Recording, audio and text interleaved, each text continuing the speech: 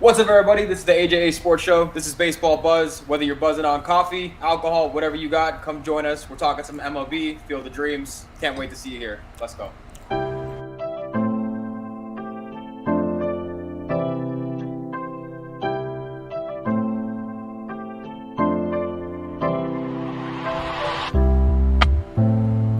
That was pretty fantastic, buddy. Top notch. Thank you. Hopefully we get some people in here. Oh boy, we're cracking open a cold one to start this one early, boys. Let's Welcome go. in, folks. Like Andrew said, thanks for tuning in. It is the Baseball Buzz episode. I don't know what the difference between the three of us is, but we're all getting buzzed somehow. Thanks for tuning in. We got some comments already hitting the little, notification bar. What's going on, Elizabeth? Thanks for tuning in, as always. Our loyal Lord Lizzie. You're the only thing that brings L's to this program, let me tell you. If you don't know, you don't know. Okay. Anyways, yeah, Andrew. Wow.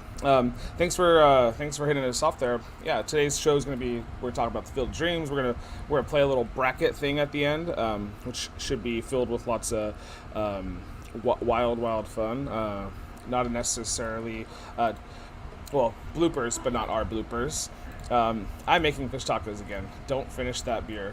What? No. There's 3 beers in this little refrigerator. Ace did his research. He knows he's got extras in there. We're good.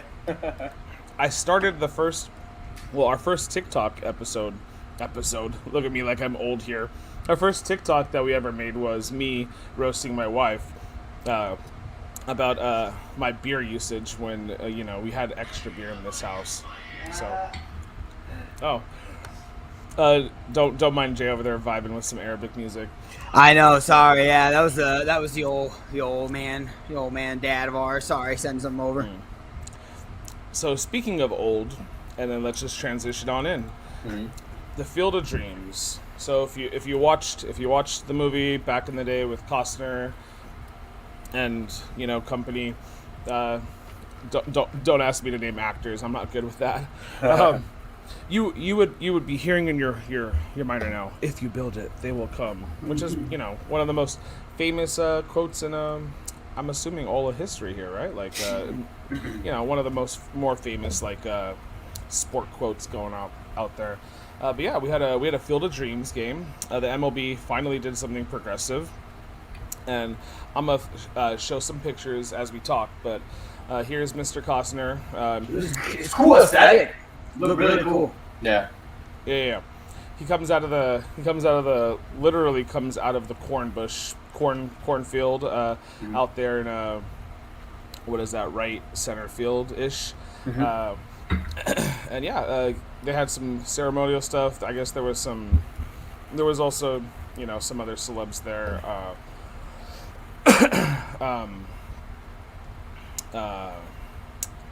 Dwyer Brown, I believe, who was in the movie, was also there. The players came out of there too. They came out of the cornfield, which was really cool to see. That's how they entered the ballpark. Oh, yeah. Funny you should say.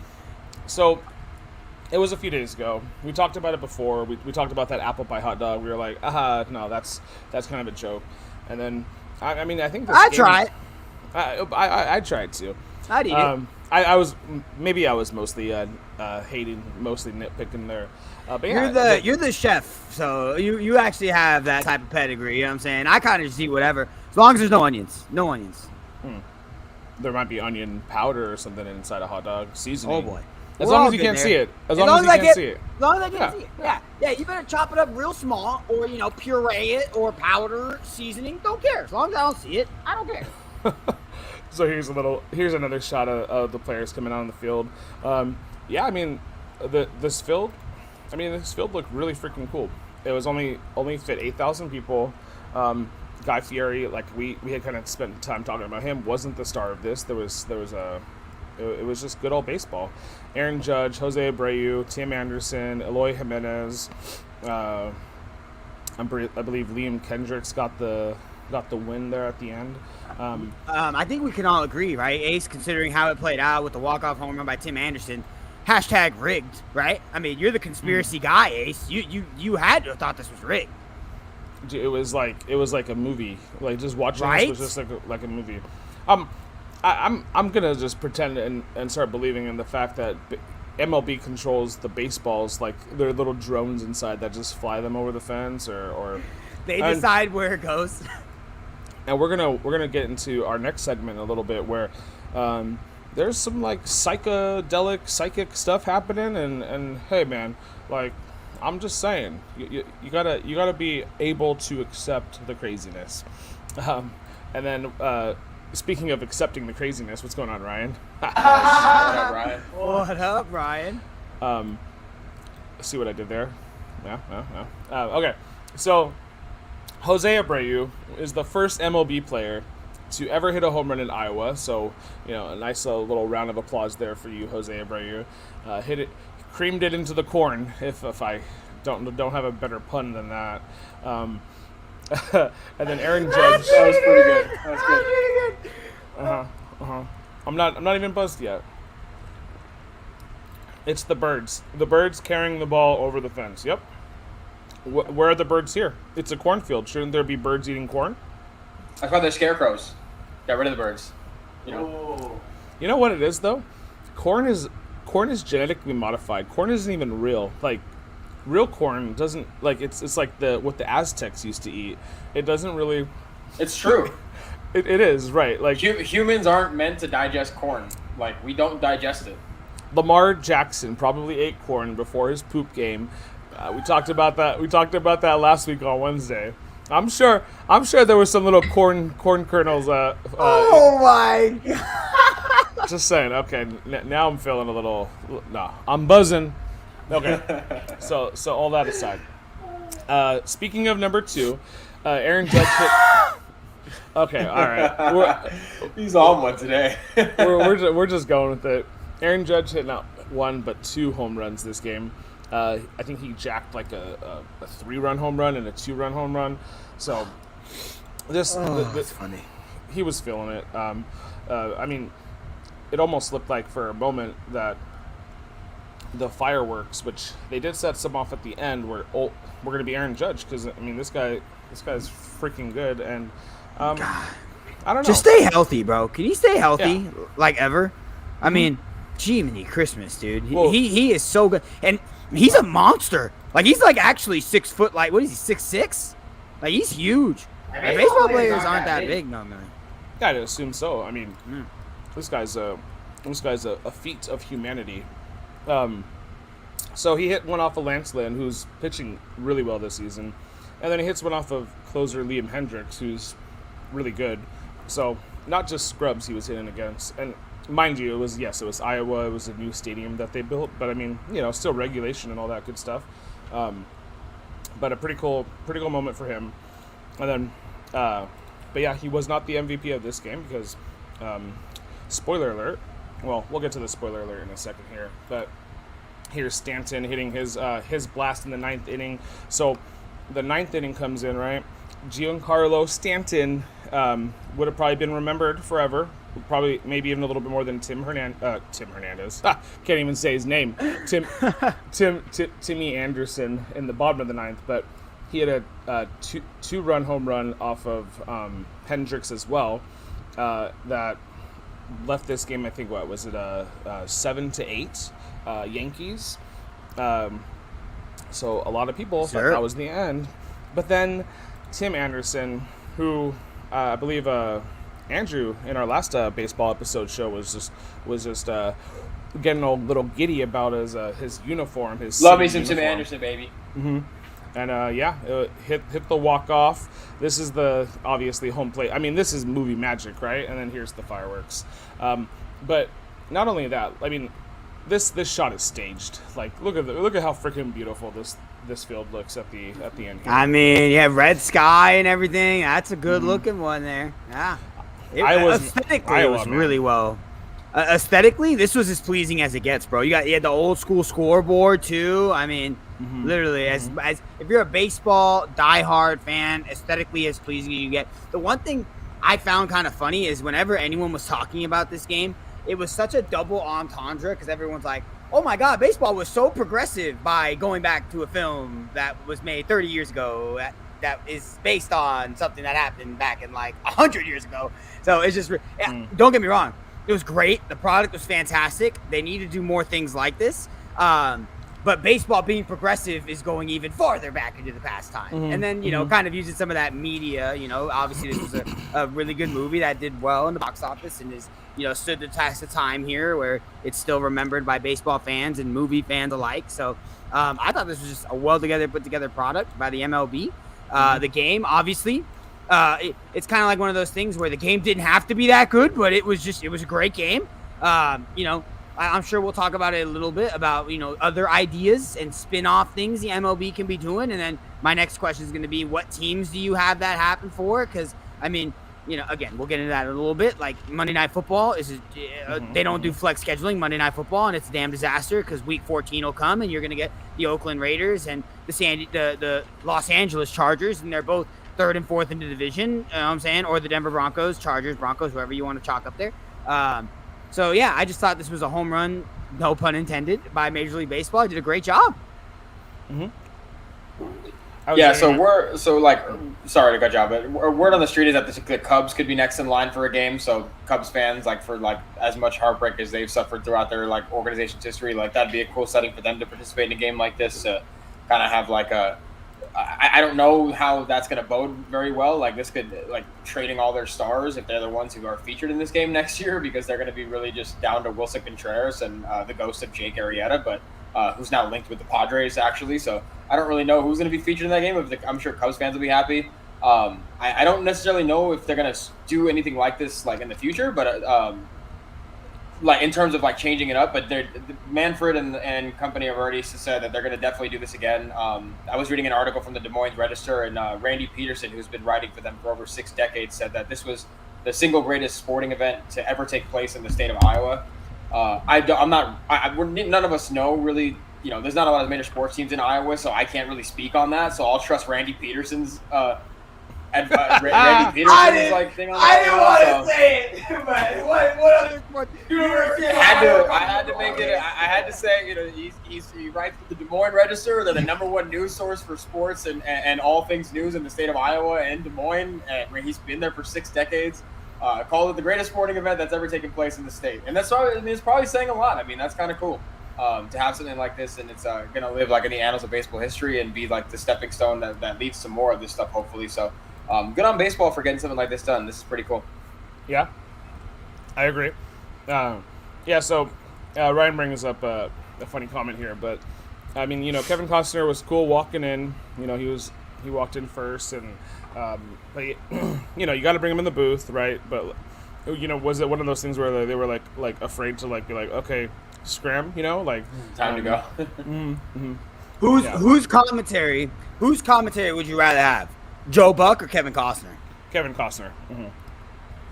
Yeah, probably Kevin Costner. I don't know. I'm not a big fan of Joe Buck. He doesn't do it for me. I'd pay to not hear Joe Buck talk. I mean, he does everything, right? And it's good. I mean, it's fine, I guess. It's not like he's not Tony Romo. I mean, in a day and age where you're either a successful baseball, basketball, football player that goes into the booth, or you're Joe Buck, because that's the only jobs that people are getting now. It's either ex-athletes or Joe Buck. So I mean, I don't know where the interest is in to be a play-by-play announcer, but I'm pretty sure there's a decent amount of interest out there. Asa was a phenomenal lineup announcer when we were in Little League. Asa was the caster for Granada Hills Little League. Big shout out. Super regional, but Ace was an absolute bang up job there, doing it. Super regional. If your name didn't end in a Cassis, though, you might have gotten a lukewarm welcome. But you know, if you were a Cassis, your name usually got pretty read off there, pretty nice. Yep. Oh, most definitely. So yeah, I mean, I was the best, yes, and I still am. Who are we kidding ourselves here? I don't know. I like the game. I mean, obviously, it got good ratings. I don't know if there was anything like super annoying that came out of this game. I know, this is probably more baseball than anybody's ever seen, like, of the White Sox and Yankees on like this coast at least. Like, so a lot of people were, if they were tuning into Fox, weren't necessarily watching the team that they normally watch, so they were watching it for the entertainment value. Eloy Jimenez, like, when they were announcing him, he was like, "Hi, Mom." I thought that was kind of cute. And yeah, I think they did a cool job. They had a little, like, the cornfield out there too, and almost like it was a museum, right? Like they were able to bring this movie to life, and do it in a way that was, like, fun and exciting. And so there was one thing, and we're gonna use this as our catalyst to go into our next segment. But there's been a debate going around in Major League Baseball and within its fans right now that says, do you say have a catch or play catch? And I want to get your guys' takes, but Kevin Costner over here said, in the game, he said, do you want to have a catch? And that's wrong, right, guys? Have a catch? What's your thoughts? Like, is it like a line from the movie they're saying, or is it something that you would, like, if you're a baseball player, would you ask your teammate? No, like, you either say, hey, let's go play catch, or have a catch. Like, no, you play catch. You don't have a catch. Yeah. Yeah, I've never said have a catch. Yeah, so it's in the movie, but it's also kind of like a I don't know. It's going around, social media right now where Ryan, what do you say? Let me get your opinion. I don't think I've ever said have a catch. Do you say take a swim or have a swim? No, you say let's swim, right? I don't know. Yeah. It's just the verb, like. It's play catch. It ain't that hard. Yeah. You old timers can get out of here with it. It's play catch. You play catch. Okay. You don't have a catch. You have a catch. Catchphrase. Right.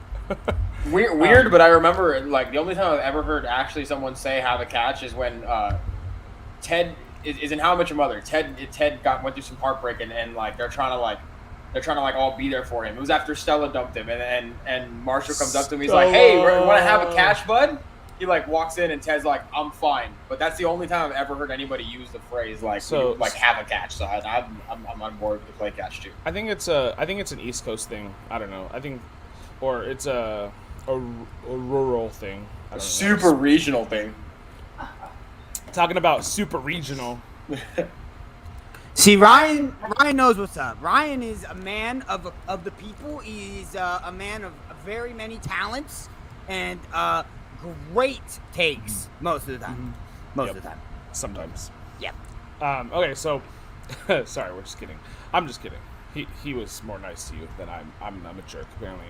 Okay, so if you rate this game scale of 1 to 10 before the game happened, which you thought it would live up to, so, like, what did you think it was going to be, and then what are your thoughts after the game? I'll go first. Baseball, my thoughts, I was about a 6. I was thinking about a 6. It's baseball, bro. They disappoint all the time. It ended up being like a 10. I don't know how you can't consider this a 10. The ratings were off the charts. The aesthetics of it were great. The baseball game itself ended up being a phenomenal game against two of the best teams. I mean, you can argue the Yankees maybe aren't the best team in baseball, but they're battling for a wild card there, and I think at full strength they're one of the best teams in baseball. I don't know very many people that thought they weren't going to win the division this year. So, and obviously the White Sox have remained hot. So, yeah, definitely. I thought this was a 10 all-time out of the park. Coming in, though, I would have said probably like a 6 for my expectations.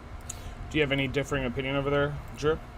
Going into the game, I'd probably say it was about an 8. My interest was pretty high, just because of, like, I mentioned in the last show, I Field of Dreams isn't the movie that I like initially associate with when I think of baseball personally, but because of what was, like, being staged and how it was going about and everything, I just thought it was a step in the right direction for the MLB. And then how it played out, like, you could have asked for better. And I give it an 8 too, because, like, baseball can just be, like, real fickle. You don't, like, all the runs aside from one double were scored from homers. Like, everything else, all the runs were driven in by home runs. 9 home runs in the game. if you're baseball, you can't really have asked for it to gone any better, and it could have gone a lot worse. It could have been a pitcher's duel for all we could have known, and then the Field of Dreams game is a 2-1 like snooze fest. And the setting is cool, and that's all we talk about. But the fact that it gets topped off with fireworks and a walk-off dinger, I mean, like that's a 10. You can't really you can't complain at all. Well, yeah. So like Zavala, I think is his name, was up before Anderson, and he was down 0-2, about to get struck out by Liam, and then drew a walk. Got on, Anderson hits the home run. Imagine if this goes to extra innings, though, where Anderson doesn't have anybody on base. It's 8-8, and then it's like it's decided by the stupid runner on second, which didn't exist when this movie came out. Like that would have been kind of like bad on baseball. So thankfully, it did end in actual regulation time. Lizzie here coming in saying East Coast is weird. We agree. To stay or to go instead of for here to go. Yeah, that's a great example. To stay, huh? To stay? I'd like to stay here forever. It's for here or to go. And hello, Ryan. Learn how to talk. Your best bet is what? LeBron? Okay. Well, Ryan, you bet the mortgage on LeBron. That's the only thing you can bet on nowadays. You bet the mortgage on LeBron. Yeah. There was a typo right there. You meant to say you can't bet against LeBron, not on LeBron. It's okay, Ryan. We'll give you a reprieve. Ryan, listen, Ryan. Ryan, Asa, can you give me a full cam here, Ryan? Can you give me a full cam? Ryan, listen, okay? Here at the AJ Sports Show, we care about you, okay? We care about you. And we just want you to know, don't do this, okay? Don't do this. There's a few people you don't do this to, and he's one of them, okay? When he's done, he's done. But Ryan, we care about you, Ryan. Don't do this. Okay. Thank you. Well said. As you've always said.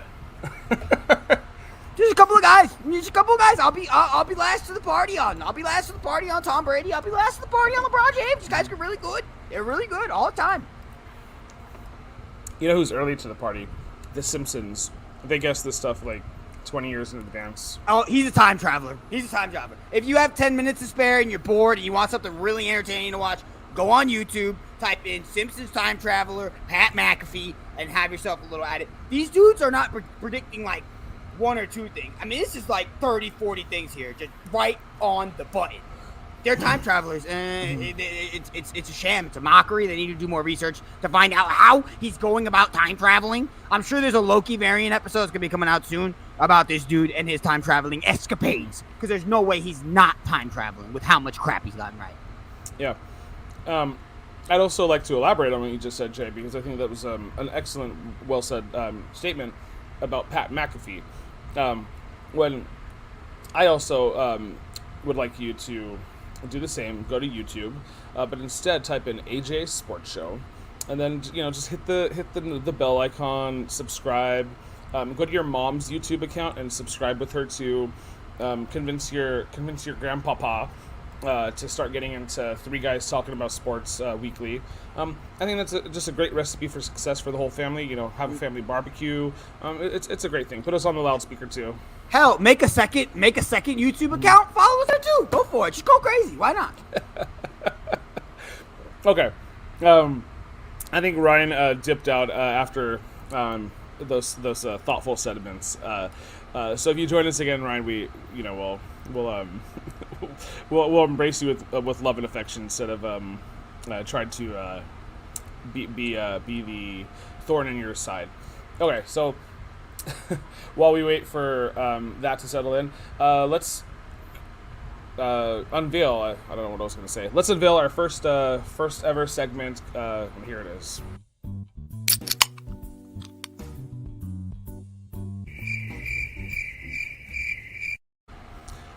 BUZZIN or BSing. So that's a great job, Ace. That's a great job right there. Yeah, on that graphic. So, I do what I can with the tools that I have. I have these two hands that I just constantly, my brain doesn't work. Constantly look at every day and just like thank the heavens that I'm able to have them. Okay, so the whole premise of this segment is because it's the AJ Sports Show Baseball Buzz Edition. Are you buzzing? Are you feeling good? Do you like that? Or are you BSing? Is it crap? We've been talking a lot about crap the last week. So crap, bullshit. You can say bullshit, I guess, because yeah. So it's up to you guys. So I'm gonna rat off some MLB news, some stats and stuff like that, and I just want to get your guys' thoughts on the process and stuff like that. So I guess we can go to this guy first, because this is going to be the only time you guys and I will ever talk about this this gentleman here. But his name is Tyler Gilbert. He threw a no-hitter in his first start, which is very, very unreasonable. This doesn't happen by anybody that of value or of note. He was the fourth person to ever do this.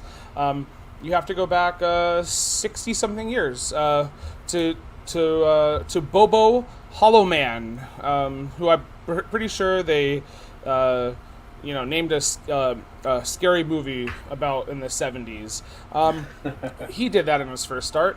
You have to go back to the 1800s to Bumpus Jones. And then here's one for you. Theodore Breitenstein. These are the four guys. We're not going to talk about it much. So does Tyler Gilbert's legacy got you buzzing or BSing? His overall legacy, I don't know if this says much to it, because who knows what the heck he's going to do past this first start. But this first start, I'm buzzing, baby. You kidding me? I come out here, my first start in the big leagues, I throw a no-hitter. You're darn tootin'. I'm telling everyone about it. And this is kind of like, maybe it's because, again, I like to win, and I like to be, I like to be good at stuff. I'm pulling out the Brian Scalabrine year thing. You know what I'm saying? My first outing was a no-hitter. I'm just going to tell my kids, in 20, 30 years, I won the World Series. I was the MVP of the league one year. Who cares? Yeah, I'm just going all for it. I mean, and who's not going to believe me? I threw a no-hitter my first game. Go for it. Plus, Ryan, yes, he should just retire. you're out. Hold out until you get the best contract ever, and then get it, and then just retire again. Andrew, are you buzzing on this? What are your thoughts? Yeah, I'm buzzing. I mean, anytime. Ooh. I mean, this has been something that we've really in our lifetimes we haven't seen. 40 years ago, right? Is that time is the first the most recent, and the other two both occurred back in 60 years ago. Actually, the other two occurred back in before basically the Industrial Revolution was finished. So we can't even count that. Genghis Khan was still alive, yeah. We still hadn't invented fire then. Tyler Gilbert, I just hope for you, man. I hope that you don't end up like Bumpus and Ted, that you actually have a fruitful career. Unfortunately, you do play for the Diamondbacks, so I am BSing on that. But I'm buzzing on the fact that you threw a no-no in your first start. That is an incredible feat, man. That's not a bad point to retire. You would have the greatest stats. There might be some criteria of minimum games played you have to make, but still, you threw a no-hitter in the only MLB game you played.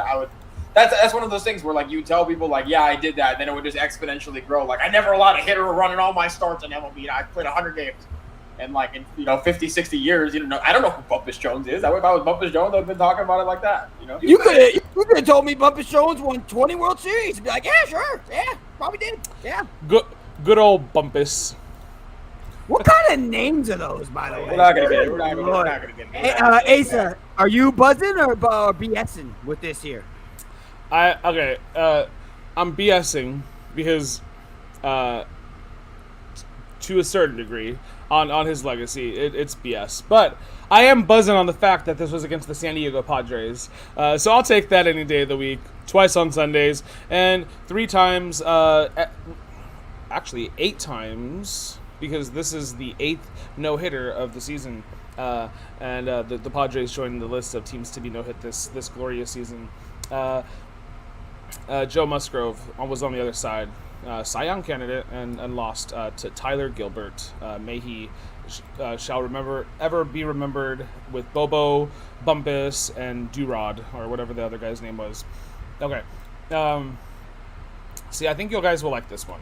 And we kind of already talked about this a little bit. A little bit. We talked about this last week. Okay? This is well, this guy. But you're killing me, MLB. The 2022 throwback game. So they've already talked about this. Andrew kind of mentioned it, right? Are you buzzing on the 2022 All-Star game, MLB game? Sorry, not All-Star game. And as for extra credit, I'd like you to say, would you like the Sandlot? Would you be bussing on that one too? What's your thoughts, boys? I mean, I'm BSing on the Sandlot one. I mean, it'd be cool, but the field. Let's talk about the field. We there's no we have to make I don't even know. It had to be something similar to where you're playing in a in near the other field that they played at, because the field that they played on the Sandlot is dirt. Yeah. You can't have MLB players playing on a dirt field. I can tell you this right now: owners aren't going to go for it, coaches aren't going to go for it, players are going to bitch. You can't play on a dirt field. So I think staying with the Field of Dreams thing is cool. That's fine. Keep that going for a decade, and then you could introduce something else. And you within that decade. I'm BSing on the Sandlot one because I don't like the field condition. But if you do the Field of Dreams one for a decade, you can one game turns into a series, and then one series turns into two different series from two different teams, and then you can market it that way. But the Sandlot one is a little far fetched for me, so I'm BSing on that one. Oh, okay. I'm gonna be honest. I didn't take the field conditions into considerations as much as I should have. They're playing next to a stack of freaking washing machines and dryers. Play it. Bring me the washing machine and the dryers. Bring it. Okay. They can have a wiffle-ball tournament. Yeah. No. You want to inject some youth? Okay. You want to get some young viewers to watch? Give me the Sandlot. Okay. Give me the Sandlot field, just the way it looks. You don't like the dirt? Well, wear long sleeve shirts. I don't care. Figure it out. My boys on the Sandlot figured it out. They even had to go find a dog. Good luck. They should be a big dog.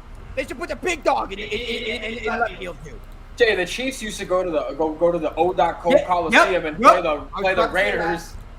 play the Raiders, and you would do nothing but complain about how they had to freaking play on dirt. You still gotta kick it. You still gotta kick the ball. Figure it out. It's ridiculous. You can't put sports out there. What if it's just AstroTurf, but then they paint some of the AstroTurf brown to make it look like dirt, right? And then they have a fence where the dog's on the other side of it just barking. They just have an animatronic dog barking the whole game. I could get behind this.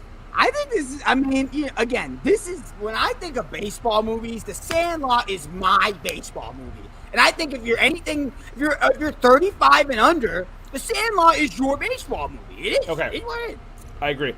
So if it is The Sandlot, who are the two teams playing, Jay? Who's playing? Who do we have the least regard for in terms of human life as baseball players? Oh, God. Wow. Tyler Gilbert, come make your second start, The Sandlot. Tyler Gilbert, come on down. They make millions of dollars to play baseball. I think they're okay playing on the dirt field one time, okay? I mean, these guys got masseuses to massage their toes, okay? Come on now. You can play on a dirt field one game of the year. Give me the dirt field. Give me the Cubs and the Dodgers. Give me the Cubs and the Dodgers. The Dodgers, the hometown team, no less. You're despicable. I'm a menace. I am. Ace, are you buzzing or BSing, man, on this? I think I'm buzzing this time. But I do. I'm alone on this one. Oh boy. I do want the MLB to kind of fail miserably. So I want them to just try to keep this trend going, try to recreate the movie magic that they had, and then they'll just have a 7-3 game. The Dodgers are going to be we're throwing the bullpen this game. We're resting all our starters. Some hilarity would ensue. I'm buzzing because I don't think that it would live up to it, but I would like to see the sequel because the first movie, which was our Field of Dreams game, was really good. Yeah, Ryan's got a good point. Ryan's got a good point here about the Bambino. Yankees, Dodgers, and that's good. That's good. Well, they shot in San Fernando Valley. I mean, it's based in San Fernando Valley, right? Yeah. So, So and then Baby Ruth, they'll have because that's the joke in there, right? They'll have yes, it is. They'll have Guy Fieri come out and make a Baby Ruth hot dog. Bussin'. Okay. Ryan and great contribution. MLB will probably watch this and take our idea. Conspiracy theory. Okay. All right. So I don't have a fun picture for this one, but the Giants have the best record in baseball. And this is serious. I don't know how they're still the best team in baseball. I don't know how. They're alone on the mountaintop by like 4 games or 3 games or some nonsense like that. Is this gonna come to an end before the season ends? So are you like?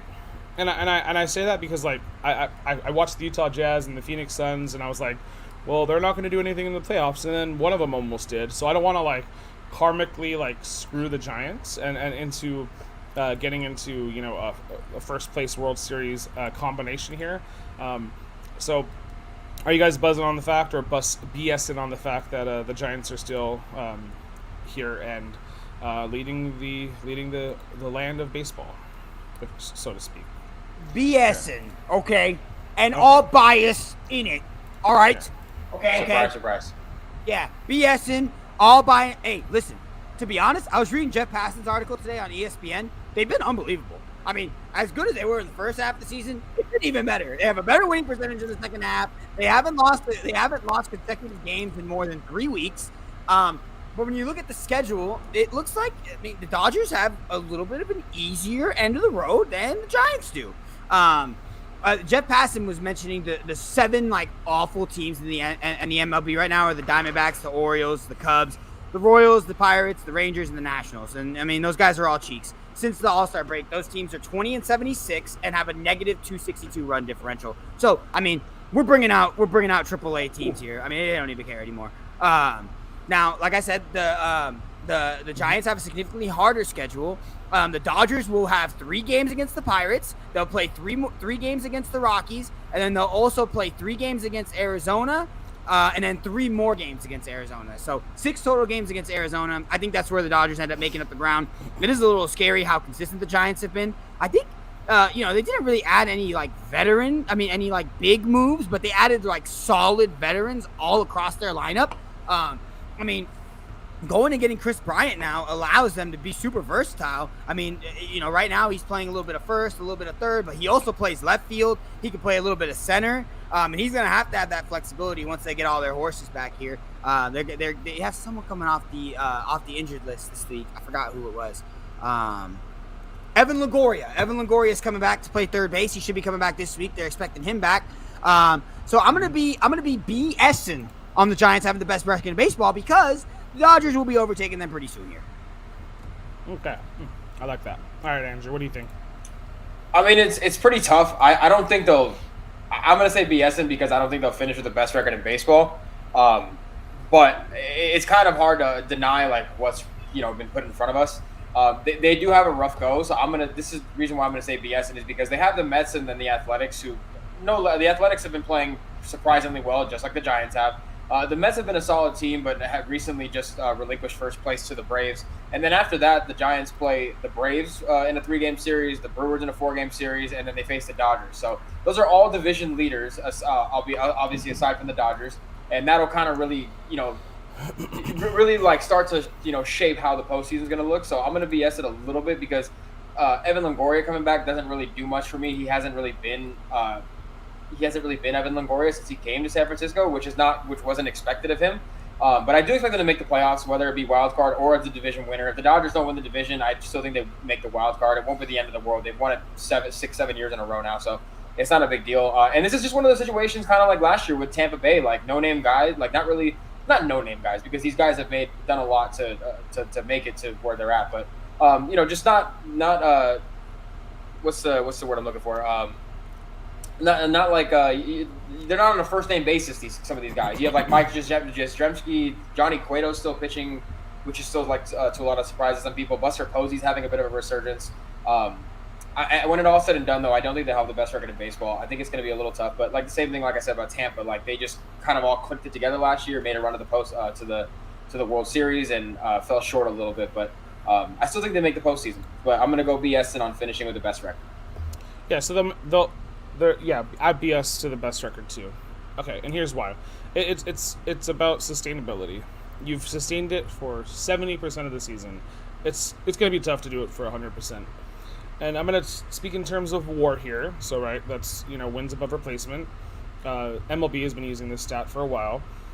Brandon Crawford is 4th on this list, which is good because they're the number 1 team in baseball. So they would have a player above, high on this list. He's 34 years old. The next guy on their roster is Buster Posey. He's also 34 years old. He's number 21 in WAR. They have Steven Duggar. Don't know who Steven Duggar was before this season. I know who he is now. He's 27 years old, so he's all right. He's not super old. Mike Yastrzemski is 30. Evan Longoria, Jay just mentioned, is 35. Wilmer Flores, I think he's their second baseman. I don't even remember. I don't even care. He's 30-something, or he's 29. Brandon Belt is 33. Kurt Casale, I think that's... I don't even know what he plays on the roster. He's 32. 33, Donovan Solano. Okay, I'm done reading off their freaking ages here, but they're a little older. Which obviously, in comparison, we have Clayton Kershaw, Max Scherzer. Those are old guys too. But, we don't... All our positional guys are, in their prime right now, which is just crazy. Seager, Turner, not third baseman Turner, but shortstop, second baseman Trey Turner. Max Muncy is in his prime. Mookie Betts is in his prime. Cody Bellinger is in his prime. He's down right now, but Chris Taylor in his prime. Chris Taylor's not super old, so he's late 20s. A quick nugget about Cody, because people have been, obviously the narrative around Cody hasn't been great since since his MVP season. He struggled a little bit. The offseason shoulder surgery, he talked about it, lingered longer than he expected. Was batting about 178 going for the season in about 41 games, give or take, going into the month of August. And in the month of August, he's been the Dodgers' best hitter. So he's kind of finding his stride right now. He's batting 287 in the month of August. He's got a 1.102 OPS, which leads the Dodgers this month. He's hit. He had a stretch of games where he hit 5 home runs in 3 games. So he's turning that corner to get back to old Cody. He's the same ball player. He's still young. That's why, and in a lot of forecasts, a lot of people are projecting that the Dodgers are still going to finish with a better record. And whether they do or not, I still think both of these teams get to the playoffs, and San Diego is probably the odd man out. And they'll be playing in that little. Well, actually, they might be in the wild card game depending on where they finish. So, we'll see. It's going to be an interesting finish, but yeah. So we'll talk about. Let's you know what? I should have just kept it up.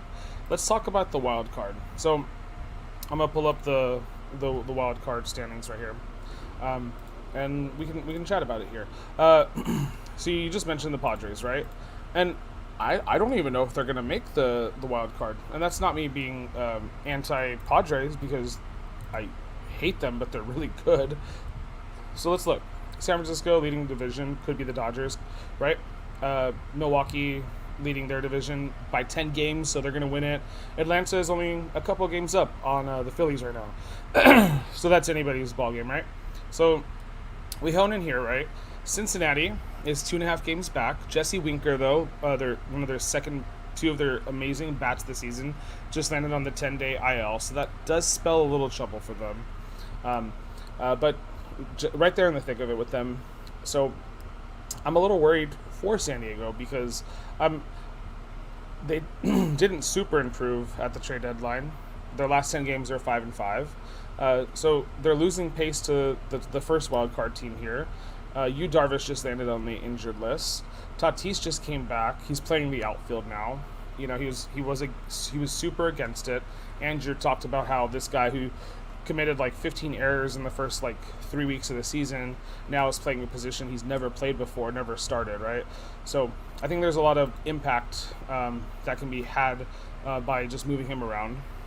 But Jay, you also mentioned, I'm throwing it back to you here too, that gimme games, right? You talked about how there's some easy matchups coming up here. The Reds have 19 games in the rest of the season against the Pirates, the Cubs, and the Nationals. 3 teams that were like, we'll play for next year. The Phillies have 13 games the remaining this season against the Pirates, the Cubs, the Nationals, and the Orioles. The Orioles are like the worst team in baseball. The Blue Jays also have like 10 more games against the Orioles, so that we can show the AL stuff right now too. The Mets play the Nationals 8 more times.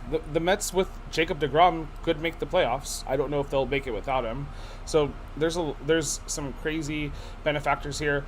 The Braves also play the Orioles 3 times and the Nationals 3 times. So the Padres have to face off against the Dodgers again, and they have to face off against the Giants. So it's going to be tough competition for the Padres, and I don't know if they're going to make it. So, with that being said, are you, well,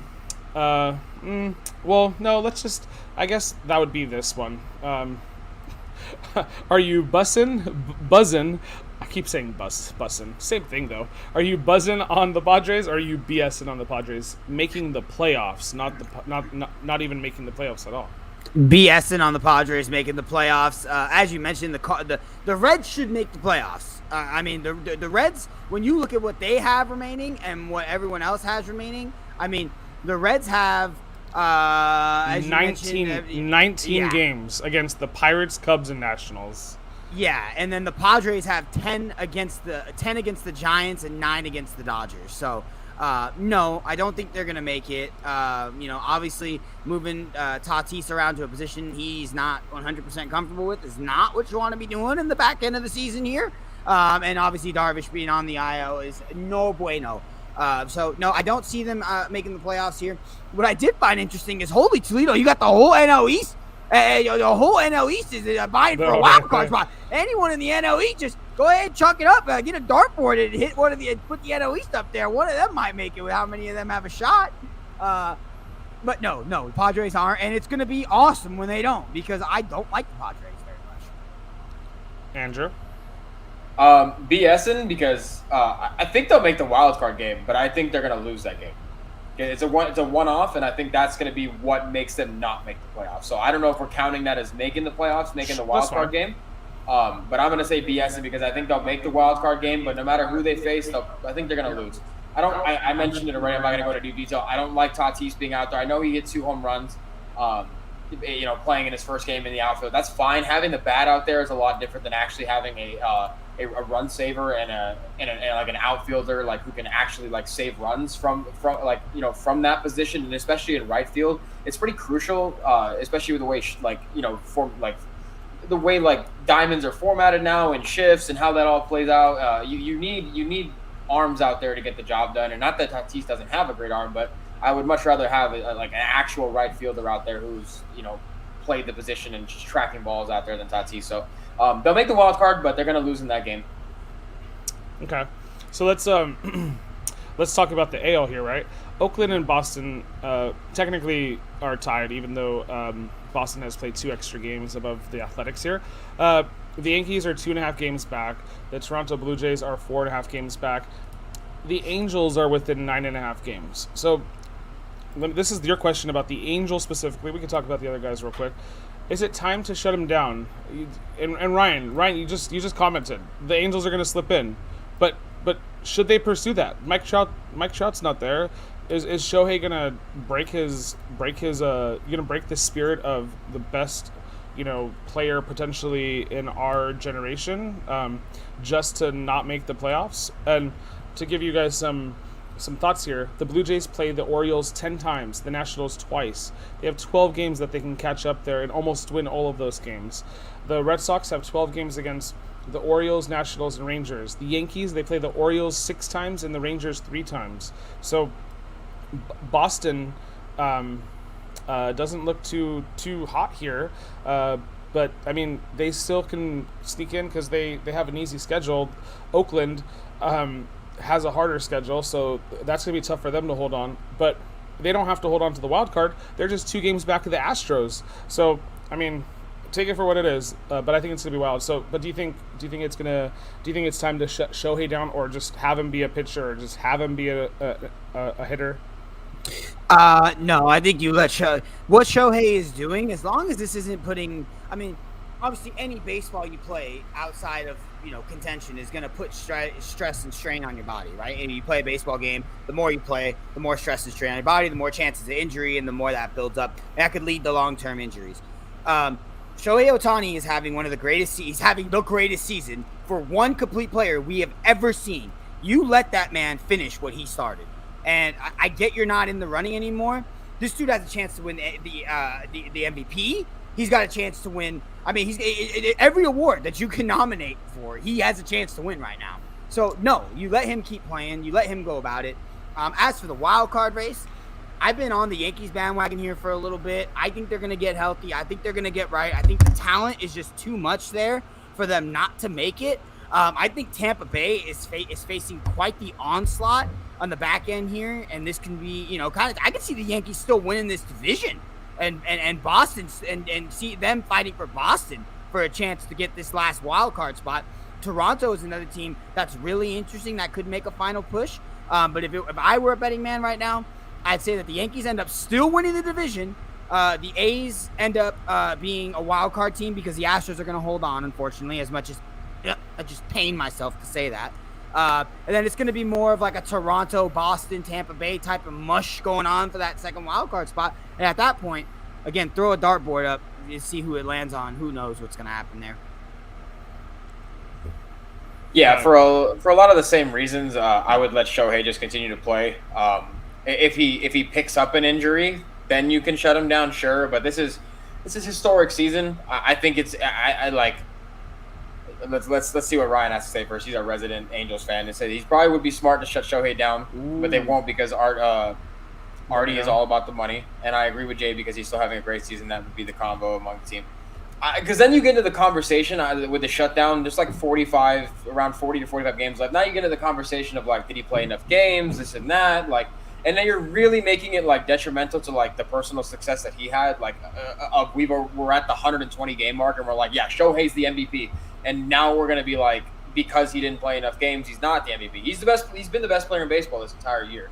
So I think as long as he doesn't get hurt, barring crazy injury, you keep him in there. You let him play, and you just let him stay in rhythm for next season because he's just that great of a player. And you have an outside chance. Sure, you're probably not going to make it, but again, it would just be very detrimental to like see that kind of situation happen where they just shut him down because they don't want him to get hurt when he's having this kind of season. This is just historic stuff. Yeah, no, they don't have a precedent either. They don't really shut down Mike Trout. So, yeah, I think it's BS that they'll shut him down. I want to see him play. But this is what is really BS here is this 162 game schedule because. If it wasn't 162 games, just make it 100. Like you could have so much like the countdown to 100. Like whatever you want. You play 4 months and play 100 games. You don't have to play the whole freaking like year. You don't need to play from April to November. Sometimes like just take a chill pill. MLB. Has anyone in the MLB like? I mean, I'm sure they have, right? Like, I mean, they don't hire idiots, right? Like someone sits there and in front of Rob Manfred's like, so Rob, we're getting ready to get the 163 game schedule written up, and no one's like, wow, 163, Rob, that's not like a lot. Like, I mean, I know we've been doing this forever, but 163, that's more than a third of the calendar year. Mm-hmm. And then again, it doesn't make any sense. And then you had the shortest playoffs of any professional sport. It just doesn't. Don't. Do you think? Yeah. So I agree with what Ryan said. Like if they. Sorry. Bring that back up. Sorry. Now Trout, if he has an opportunity to come back in the season, I wouldn't bring him back unless they make the playoffs. I'm not sure where he stands though. Yeah.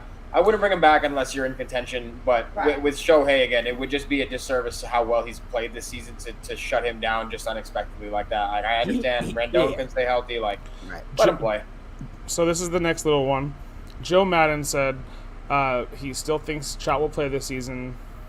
Don't know why. He wants him to. Whatever.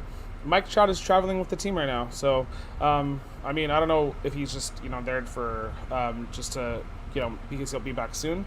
But I think we kind of, you don't have to answer this one. I just wanted to bring it up. But yeah, I think we probably collectively think it's BS to try to rush a player back when you don't need to. But we would probably be buzzing to see Mike Trout and Shohei have like a spectacular season together. Will we get that? Maybe 2022. Okay, so let's let's split. And when I show you the next thing here, you're gonna understand why I said split. Let's Bananas, the Savannah Bananas. That's a baseball team here, and you know what? I didn't share the audio. Let me share the audio here. So this Savannah Bananas. This is the third baseman. So they're facing off against Bacon. If you guys didn't see the scoreboard there, Bacon's up 2-0. The Bananas are fielding here. The guy that's mic'd up, his name is Bill Leroy. He's also announcing the game, so he's mic'd up and announcing the game. And this is the here it is, the Savannah Banana psychic third baseman, Bill Leroy. And let me play the clip. I'm gonna roll it over. I'm gonna backhand it on the second hop, and Manny Machado underhand throw to Asset first. Oh my God! Look at this, Bingo! Oh, come on, Bingo! I literally just got it. That was one of the coolest things I've ever seen. That was the second hop. What the heck? There's no way. There's That's no awesome. way. So he called his fielding shot, like, buzzing. That is one of the most amazing things I have seen in a very long time. That's great. And one thing to call it, make the play. I mean, on the run, great job. 1-2, no wasted motion, right under. That's a great job right there. That's a buzzing, 100%. Love it, Andrew. Yeah, pretty easy buzzing. I mean, he made that's a tough play. Anybody who's ever played third base, that's a really tough play. You got to go. You throw it across your body, across the diamond. That's rough. So that's freaking cool. Yeah, hot corner for a reason. That's super cool. Where's the peanut butter, by the way? Because then we could just bring Elvis in and make it a baseball sandwich. By the way, bacon, peanut butter, banana. Absolutely buzzing. In real life, Bacon's beating Bananas by like what, a bajillion, right? I mean, Bacon, Bananas. I mean, what kind of conversation are we having here, right? Oh yeah, Bacon should always beat Bananas, but it can live with Bananas.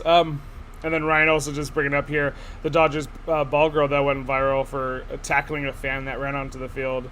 Are the fire emojis because you appreciate her complexion, Ryan? Marissa, her name is Marissa. You know what was kind of weird? ESPN did like a background search of her social media and put it on like their nationally televised SportsCenter broadcast, and was like this girl Marissa is like living her best life, and put up like pictures and stuff like where she was like at a Vegas pool and stuff, and I'm like, did y'all like talk to her or ask her about this? Like, why did y'all go like personal deep diving in her fucking little invasion of privacy there? Yeah, I was like, that's a little weird, but yeah, great tackle, Marissa. Keep doing your thing at the Dodger games. That's not a little weird. That is really weird. I thought it was kind of out of pocket, but yeah, they're over there. And Bristol, figure it out.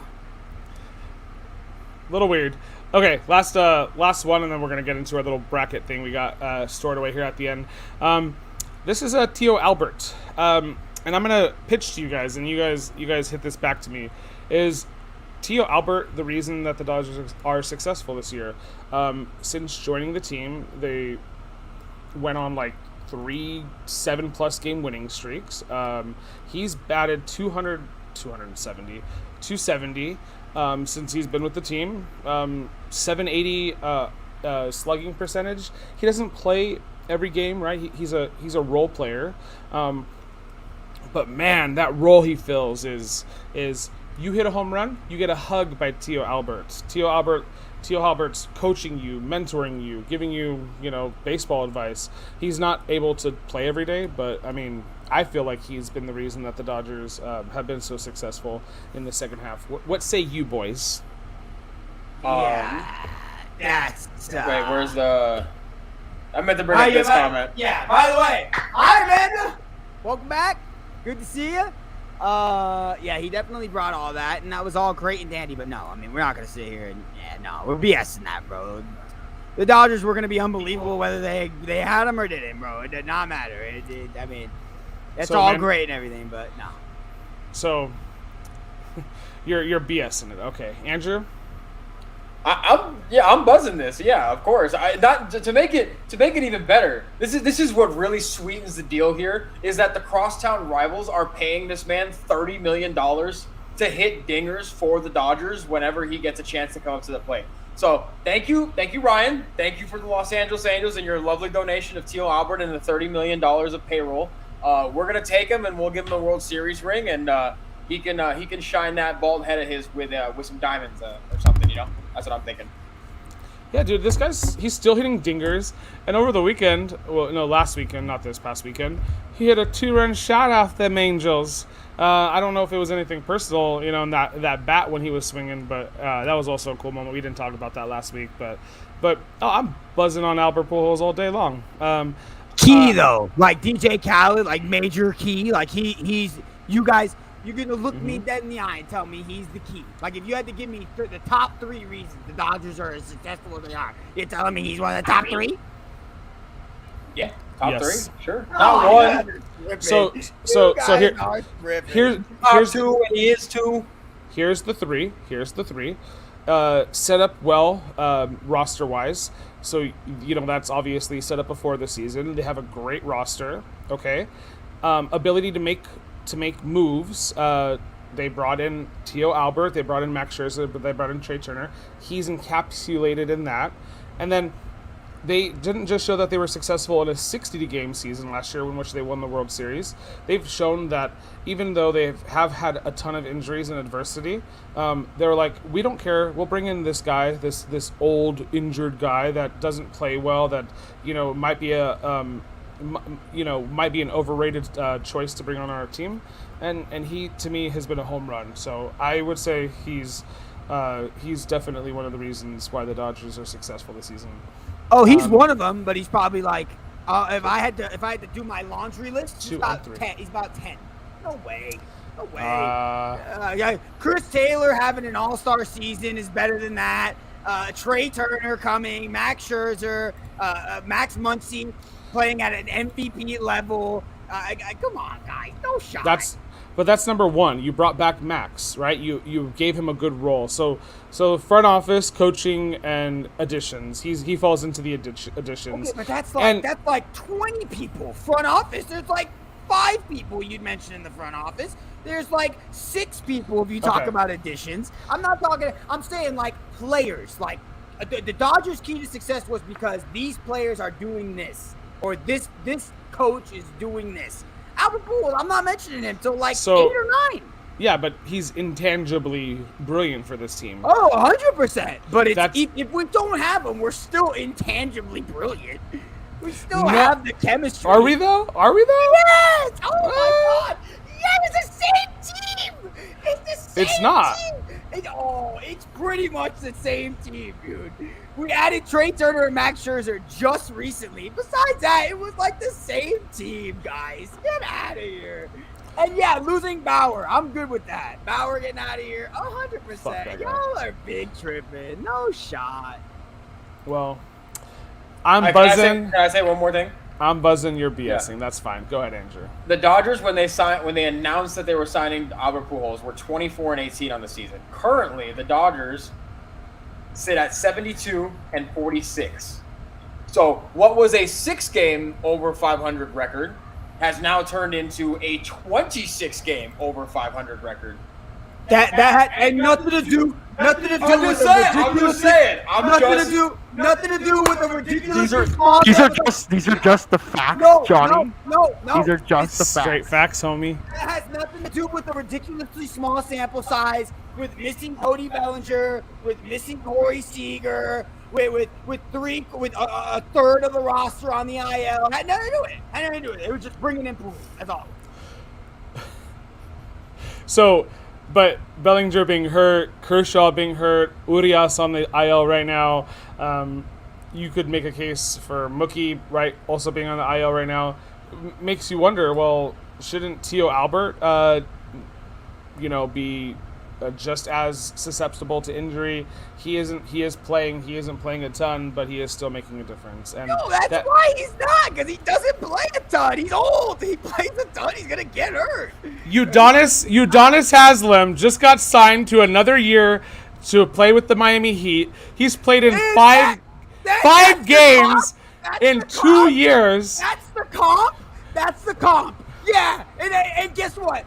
Guess what? When the Miami Heat made it to the NBA Finals, I could give you 10 reasons why they made it, and none of them are Udonis Haslem. That's why. That's a great comp.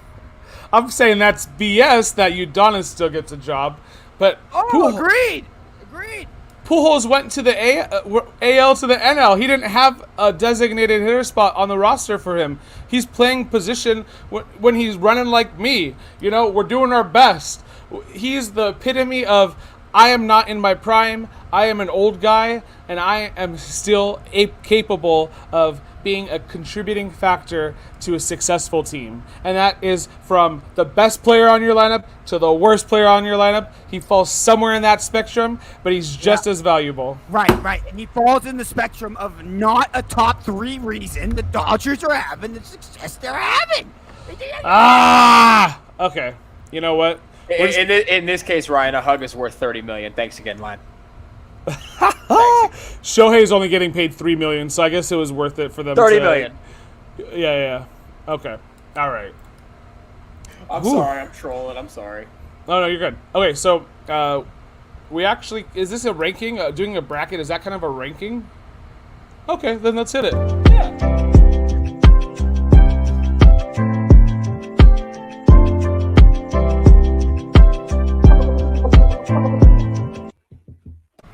Okay, this is the MLB blooper bracket. We're gonna watch some clips here together forever, and then we're going to rank which one was better and see what happens. I don't know. Apparently we can win an error-free trip to some MLB game. Let's go. So the first one is Jose Canseco. Here we go. Okay. Amanda, Ryan, we're gonna need your help here. Okay. Yeah, this is the one. Yep, this is right off the cabeza. Yeah, you're gonna right be off the noggin. Hard pressed to beat that. Okay, so Jose Canseco, homer off his head like a ding dong. Paul O'Neill kicking ball.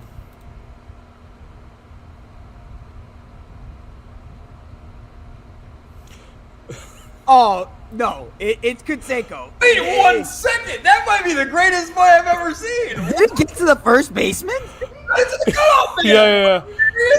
He got it to the. He prevented the third. Oh my god, that's the greatest thing I've ever seen. It's the homer off the head because Canseco didn't mean to do that. That dude. Yeah, it's supposed to be the biggest blunder, right? Okay, so right, Canseco off that. That is the coolest thing. That is one of the coolest things. That's fun. Okay. Paul O'Neill, thanks for trying. But that was Andrew thinks you're one of the greatest plays in history. Okay, Lasorda, love you, Lasorda. Tussles with the Fanatic. This is good. This is good. Yep. Oh. Get him, Tommy. Kick his green ass.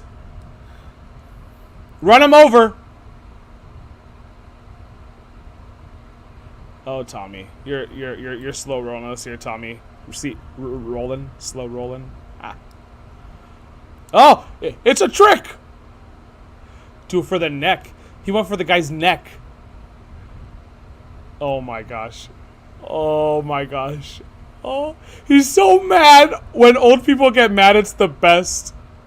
He threw a baseball at him, guys. He threw a fucking baseball. Philly Fanatic's like a top 3 mascot, I would say. Oh man, I'm about to freaking cry tears across here. like all sports. Yeah, he is. So Tommy's winning so far. This has got to be good. This got to be good. Burnett hits Billy the Marlin's truck window. Oh, okay. You guys can't hear this, right? No. Okay, just double checking. Perfect. Yeah. A minute and 3 seconds. They said clips. I mean, what are we doing? Oh, I saw. Oh my god! No shot! That's on purpose. That's on purpose. That's on purpose. It has to be on purpose. Oh, my Lanta. That has to be on purpose. I don't know what was going on there. That had to be on purpose. Tommy Lasorda wins for me. What do you think, Andrew? Yeah, I think Tommy still wins because that looked like it was pretty. That looked like it was pretty on purpose there. Yeah. Okay. Well, that looked intentional. Lasorda what do you think? Oh, I'm cool with that. Yeah, Lasorda is more legendary for sure. Okay. Squirrel makes a dash for the plates. He stole home from first base. Oh, safe. Hey, where's this fool going? What's his home the first time? Is it a reverse walk? Look at these. The real blooper is these fans freaking out. Okay, and then King Dome Kitten. A minute 7. This ain't no clip. Okay. Here. We got a cat. Attack of the Killer Kitten. Okay. What makes it a killer kitten? Was it kill something? Right. I mean, We're about to find out. We're reacting live here. I haven't seen this one before. It's an adorable cat. looks like a menace.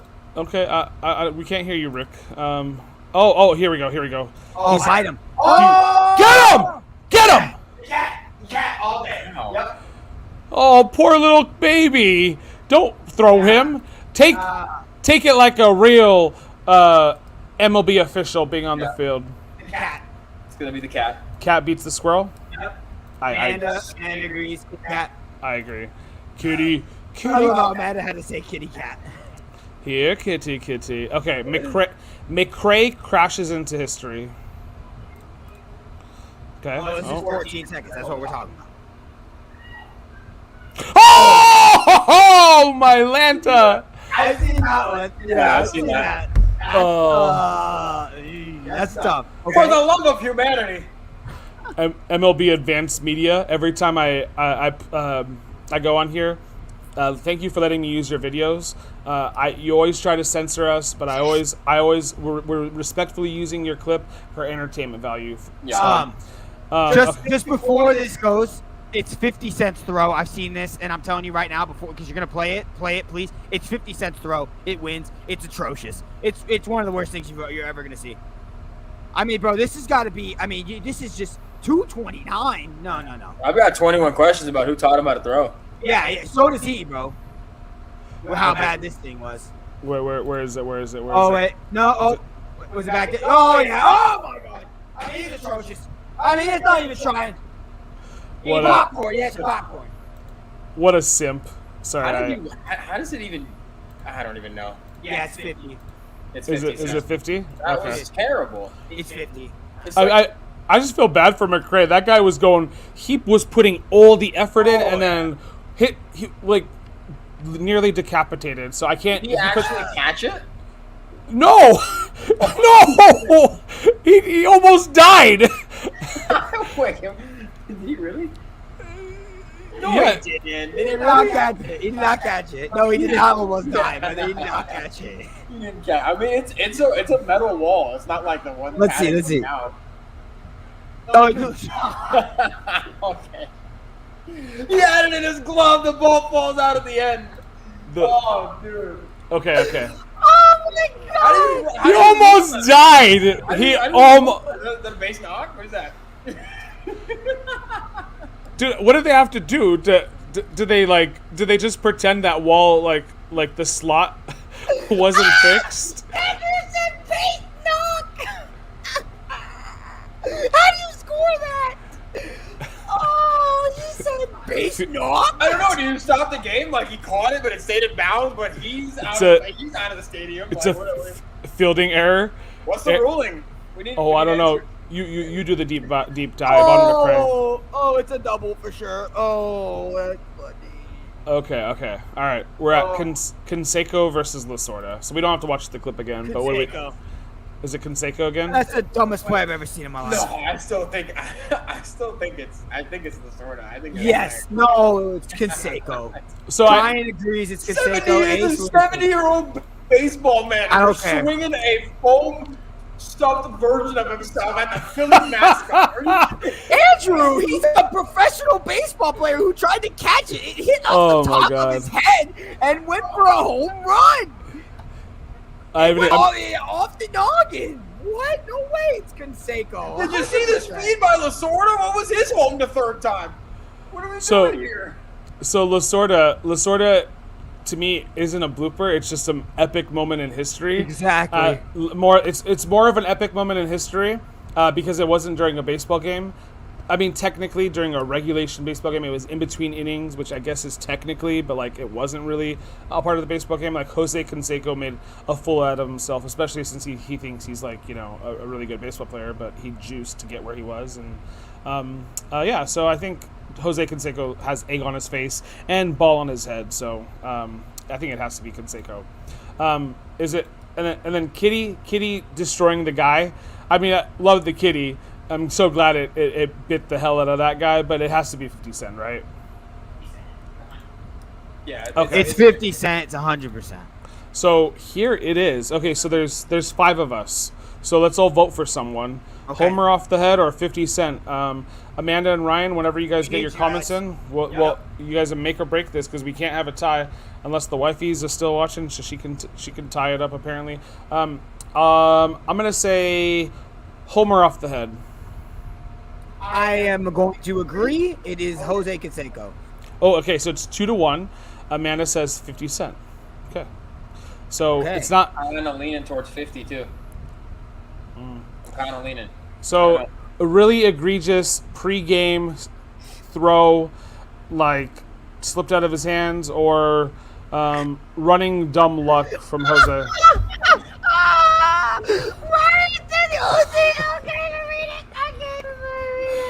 He hits it off his head and then runs through the wall. Oh God. That is. Oh, Jesus. Ryan, you're the tiebreaker, buddy. You're the tiebreaker. It's a big moment here. This is the moment you've been waiting for. Yeah, I'm going with 50. I think 50 is so atrociously bad. That leaves it up to the. Yeah. I take back what I said about the 30 million. You can have it all. Steer into this kid, Ryan. Really let us juice it up for, baby. Come on. We're all just like eagerly watching the comments.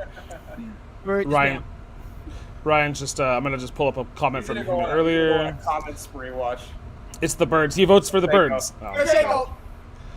Canseco. Got it. Dang Okay. it. I thought 50 Cent should have won that one. That's okay. Homer off the head. Submit my picks. What do I got to do? No, I do not want to receive emails from Mattress Firm. No. Oh no, Mattress Firm. Oh boy. Okay. Well, I'll do this behind the scenes so you guys don't know my personal login information. Not that. Amanda said. Boo. Well, the good thing about the world, Amanda, is we can I can send you the link and you can vote for 50 Cent.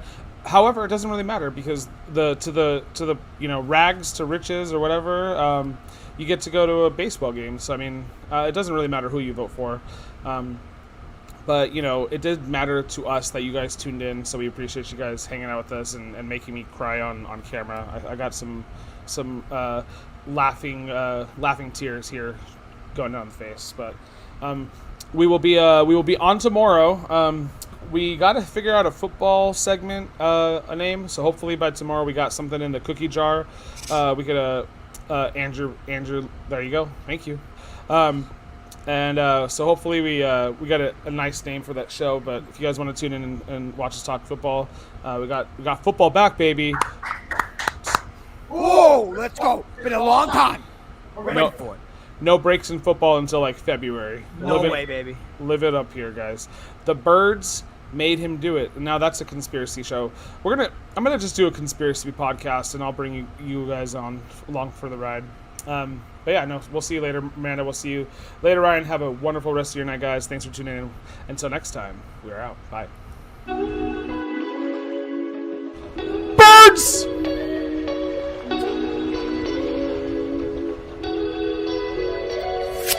Scared me. Birds. Sorry about that.